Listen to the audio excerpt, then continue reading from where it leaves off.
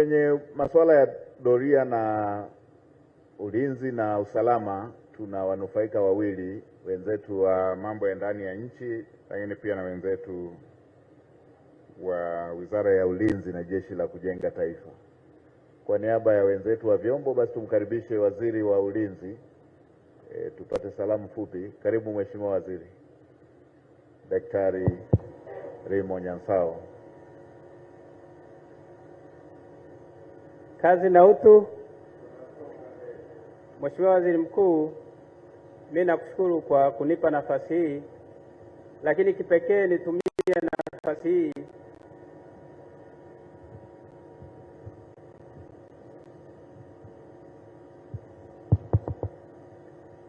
Mheshimiwa Waziri Mkuu, mimi nakushukuru kwa kunipa nafasi hii, lakini kipekee nitumie nafasi hii kuwashukuru ndugu zetu wa ubalozi wa Japan, lakini pia kupitia UNDP na wenzetu wa chuo cha mipango.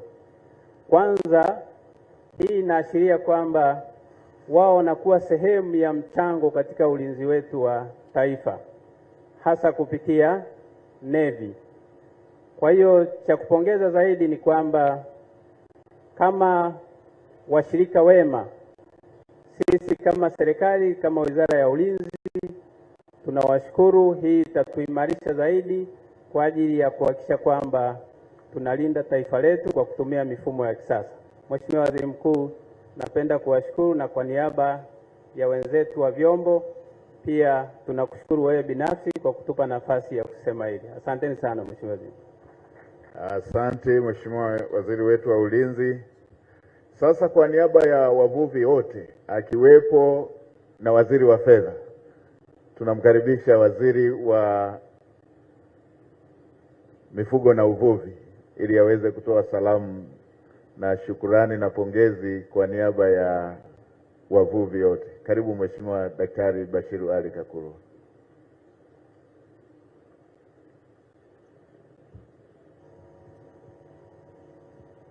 Dr. Samia oye!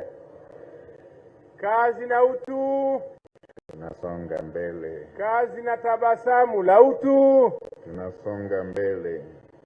Mheshimiwa Waziri Mkuu, leo wewe ni mara ya pili unashiriki katika tukio la kufurahisha wavuvi. Mara ya kwanza ulizindua kituo cha uokozi kwenye Ziwa Victoria kule Mwanza, na mimi nilipata bahati kuwa kwenye shughuli ile, na kituo kile kinarahisisha mawasiliano iwapo kutatokea dharura katika shughuli za Ziwa Victoria. Lakini pia kuna mitambo na vyombo vya kufanya uokozi pale inapotokea dharura. Sasa nashiriki pia katika tukio la pili katika muda mfupi kuzindua boti hizi mbili ambazo ni muhimu sana. Kwa upande wa Bahari ya Hindi, sisi katika Wizara ya Mifugo na Uvuvi tuna mradi mkubwa wa bandari ya uvuvi Kilwa, na bandari ile itafungua shughuli nyingi sana za kibiashara na uvuvi.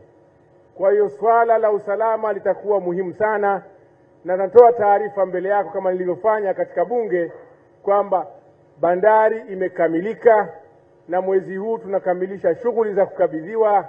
Tunaendelea na mafunzo ya kukabidhiwa mitambo katika bandari ile, na Mwenyezi Mungu akipenda inshallah Mheshimiwa Rais atapata fursa ya kuizindua wakati wowote.